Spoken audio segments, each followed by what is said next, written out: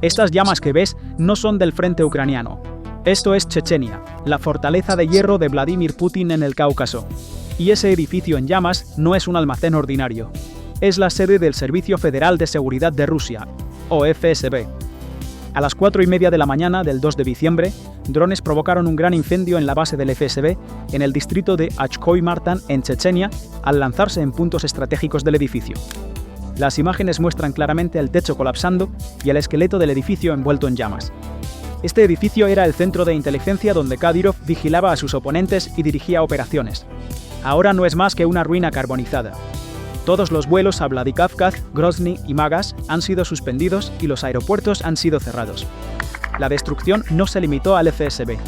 Hace solo unos días, los cuarteles del regimiento Akhmat, conocido como el ejército personal de Kadyrov y directamente afiliado a la Guardia Nacional rusa en Gudermes, también fueron atacados. La táctica utilizada aquí fue crear un efecto de choque similar a un doble golpe. El ataque simultáneo a la inteligencia y las fuerzas especiales paralizó los mecanismos de defensa de Kadyrov. Sin embargo, las llamas que ves en estos vídeos no son solo un edificio ardiendo. Estas llamas representan el colapso de la estrategia de defensa de Moscú, porque este ataque trajo consigo una terrible verdad, una confesión que cambió las reglas de la guerra, tal como las conocemos, e hizo que los generales de Putin sudaran frío. Estos UAVs no vinieron de Ucrania ni de Occidente, entonces, ¿cómo es esto posible en el territorio de una potencia nuclear protegida por S-400? La respuesta se encuentra en la confesión del general ruso. La declaración del teniente general de la Fuerza Aérea Rusa, Sergei Lipovoy, a News.ru, revela la anatomía técnica de este desastre. Por favor, presten atención a esta confesión. Estas palabras, salidas de la boca de un general, son una admisión de derrota. El problema es que nuestros sistemas de defensa aérea están generalmente dirigidos hacia el oeste, pero en este caso, los vehículos aéreos no tripulados vinieron del este, y este es el elemento sorpresa en el que confiaron las Fuerzas Armadas de Ucrania. Entonces, ¿qué significa esto? Toda la red de radares de Rusia, todo su escudo de misiles, está enfocado en la frontera ucraniana y en los países de la OTAN. La doctrina rusa se basaba en la suposición de que la amenaza solo vendría del frente. Esta fue una arrogancia fatal. La inteligencia ucraniana, o elementos que colaboran con ellos, identificaron este punto ciego. Lipovoy especificó aún más la ruta de los drones, insinuando que estos vehículos vinieron a través de Kazajistán o el mar Caspio. Tanto Chechenia como Dagestán están cerca de Kazajistán. Los drones podrían haber sido lanzados desde vehículos que los transportaban. Este análisis técnico nos muestra que los drones utilizados probablemente eran sistemas UAV o UA autónomos de largo alcance. Estos vehículos evitaron la detección por los radares rusos volando por debajo del horizonte del radar en las sombras de valles y montañas, utilizando una técnica llamada enmascaramiento del terreno. O peor, vinieron de una ruta donde Rusia no tenía cobertura de radar, deslizándose desde una geografía que consideraban amistosa. Cuando examinamos la situación actual de Rusia desde una perspectiva estratégica, la imagen que vemos es la de una posición de jaque mate estratégico. Ya sabemos que Rusia está luchando por proteger sus miles de kilómetros de frontera con Ucrania. Ahora deben añadir a esta ecuación la enorme frontera de 7.644 kilómetros con Kazajistán y las costas del mar Caspio. Esto es físicamente imposible. Moscú no tiene suficientes sistemas de radar ni baterías de defensa aérea para cubrir un área tan vasta. Mover sistemas allí para proteger el palacio de Kadyrov o el edificio del FSB significa dejar activos críticos en el frente de Donbass, el puente de Crimea o alrededor de Moscú sin defensa. Es un problema de manta. Si cubres la cabeza, los pies quedan expuestos. Ucrania ha comenzado a congelar los pies de Rusia. No es coincidencia que los generales rusos insistan en señalar a Kazajistán. Esta situación podría desencadenar una profunda crisis diplomática entre Rusia y sus aliados en Asia Central. Esto plantea las siguientes preguntas. ¿Kazajistán hizo la vista gorda ante estos UAVs o es la Organización del Tratado de Seguridad Colectiva, OTSC, que Rusia afirma protege su espacio aéreo, en realidad un tigre de papel? Moscú puede estar perdiendo el control sobre Asia Central, que considera su patio trasero. Si la administración de Astana no puede o no quiere impedir que estos UAVs pasen, esto es una pesadilla geopolítica para Putin. Rusia ahora sucumbirá a la paranoia de que está rodeada de elementos enemigos o poco confiables, no solo en sus fronteras occidentales, sino en todas sus fronteras. Más importante aún, este frente fantasma amenaza una de las líneas vitales de Rusia. El mar Caspio es la arteria principal que Rusia utiliza para envíos de armas, drones y municiones desde Irán. Los ataques a la base de la flota del Caspio en Kaspisk señalan el comienzo de este bloqueo estratégico. Si Ucrania tiene el alcance y acceso para amenazar esta ruta, la cadena logística de Rusia podría romperse en medio del mar Caspio. Los barcos que vienen de Irán ya no están seguros. Los puertos están ardiendo. Los almacenes están explotando. Este es el punto máximo alcanzado por la guerra asimétrica. Ucrania está eludiendo los sistemas de defensa rusos de miles de millones de dólares con drones relativamente económicos y rutas ingeniosamente diseñadas. La onda expansiva creada por este ataque se extiende mucho más allá de los escombros físicos de un edificio en llamas, alcanzando las frágiles líneas de falla étnicas y políticas de la Federación Rusa. El humo que se eleva en Grozny simboliza no solo una falla de seguridad, sino también el colapso psicológico de la autoridad de Moscú en el Cáucaso. Toda la existencia política de Ramzan Kadyrov se basa en el miedo y el poder absoluto. Ni siquiera una hoja podría moverse en Chechenia sin su conocimiento. Sin embargo, los eventos del último mes han destrozado esta ilusión de control. Este no es el primer ataque a la casa de Kadyrov. Es el eslabón más destructivo de una serie. ¿Cómo puede un líder que no puede proteger su propio edificio de inteligencia proteger a su pueblo? Si Kadyrov puede ser atacado en el corazón de Grozny, en el área considerada la más segura, entonces ningún colaborador ruso en el Cáucaso está a salvo. Esta situación otorga a la oposición clandestina dentro de Chechenia, como los batallones Sheikh Mansur y Dudayev que luchan en las filas ucranianas, una tremenda ventaja moral y material de propaganda. Kadyrov ya no es el cazador, es el cazado. La declaración del general Lipovoi de que los drones pueden haber venido desde la dirección de Dagestán o Kazajistán muestra el pozo de duda en el que ha caído el Kremlin. Esta declaración siembra semillas de discordia entre las regiones federales de Rusia. En ataques anteriores, Kadyrov culpó a funcionarios de las repúblicas vecinas de Dagestán e Ingusetia, lo que llevó a amenazas de venganzas de sangre.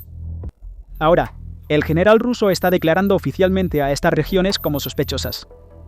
Considere esto: Moscú sospecha que los ataques fueron organizados desde su propio territorio a través de Dagestán. Esto crea el riesgo de un posible conflicto interno en el flanco sur de Rusia, en un momento en que el ejército ya está empantanado en Ucrania. Un entorno caótico donde los partidarios de Kadyrov ven a los dagestaníes con sospecha, los ingús ven a los chechenos con sospecha, y todos se acusan mutuamente de ser traidores o agentes ucranianos. Esto significa que la inteligencia ucraniana, es decir, el GUR, está socavando la integridad interna de Rusia sin perder un solo soldado en el terreno. Ahora surge otra ecuación aquí. Vemos que Rusia está luchando tanto por proteger su vasta geografía de ataques como por mantener a flote su economía de guerra. Esta situación desencadena una línea de falla mortal entre Kadyrov y el Kremlin. Hasta ahora, Putin ha podido mantener las repúblicas autónomas bajo control con el poder económico y la autoridad de la Federación Rusa. Pero en la economía de guerra del Kremlin, cada rublo ahora cuenta el doble. A medida que los gastos de defensa y seguridad se disparan, la lucha por las líneas blandas del presupuesto central se intensifica. Esta situación crea un gran dilema, especialmente en regiones devastadas por la guerra como Chechenia. La autoridad de Kadyrov en la región no provenía de una lealtad y devoción absolutas, sino del poder del dinero en sí. Ahora, el poder económico de Rusia es más débil que nunca. Por un lado, hay ataques ucranianos a las arterias económicas de Rusia, refinerías y oleoductos. Por otro lado, hay sanciones occidentales y grandes pérdidas en las líneas del frente. Esta carga se está colocando directamente sobre las economías de las regiones autónomas o directamente sobre la fuerza laboral. En la Chechenia de Kadyrov, en particular, la estabilidad política se ha mantenido durante años por un ritmo presupuestario. Ahora, las transferencias, subsidios y pagos de proyectos a Grozny están disminuyendo. Incluso en 2023 y 2024, Kadyrov tuvo desacuerdos con el Kremlin, los generales rusos e incluso con el FSB. A esto se suma la recesión económica. Ahora, la lealtad de Kadyrov al Kremlin se dirige hacia una curva peligrosa. Esta es una apuesta arriesgada para Putin. En el año 2025, el gasto militar de Rusia alcanzará niveles récord. Aproximadamente el 7% del PIB se destina a defensa y seguridad. Esta carga está tensionando el Tesoro Central. Al mismo tiempo, las sanciones, el seguro de flete y las primas de financiamiento están interrumpiendo los flujos de efectivo de energía. Como resultado, el centro tiende a distribuir el rublo de manera más condicionada y dirigida. En esta situación, las regiones que dependen excepcionalmente de las transferencias federales son las primeras en sentir los temblores. Chechenia está en medio de uno de esos temblores. Entonces, ¿Qué pasa si se reduce la financiación de Grozny? Hay 3 respuestas a esta pregunta: contracción parcial y cambio. El centro mantiene la transferencia total nominalmente, pero cambia su composición. Se recortan los elementos flexibles, los proyectos de exhibición, las inversiones simbólicas. Los salarios y los pagos sociales tienen prioridad. El impacto político es limitado, pero la exhibición se ralentiza, la visibilidad disminuye. Esta es una presión que se siente tras bambalinas, no en el escenario.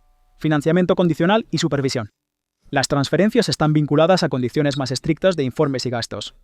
La prueba de lealtad está incrustada en la técnica financiera. Cada proyecto requiere justificación. La competencia entre las élites regionales sobre qué proyecto recibe financiación se intensifica.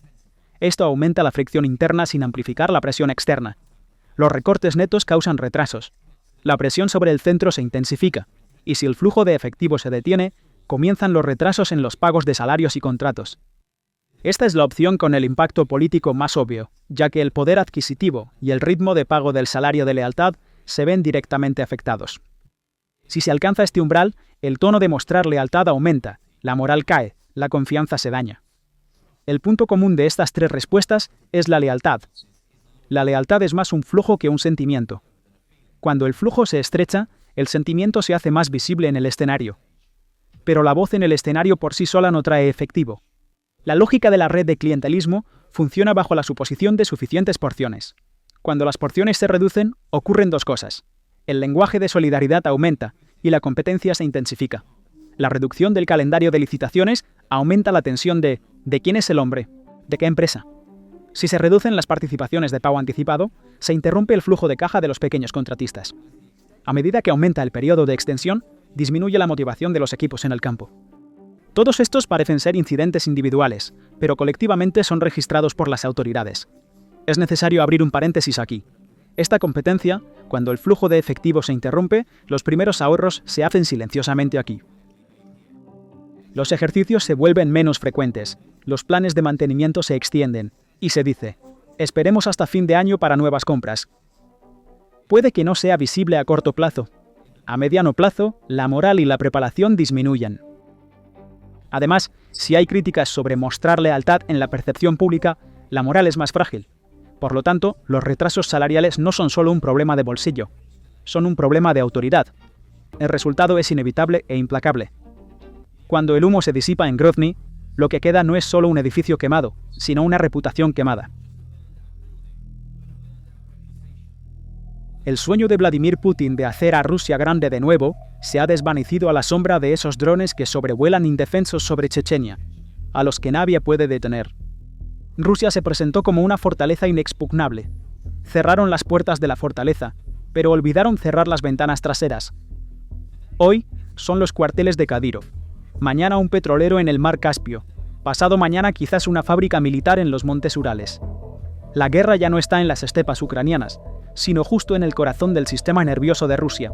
Los imperios no son destruidos por ejércitos externos, sino por la decadencia interna, la ceguera causada por la arrogancia y el caos que no pueden controlar.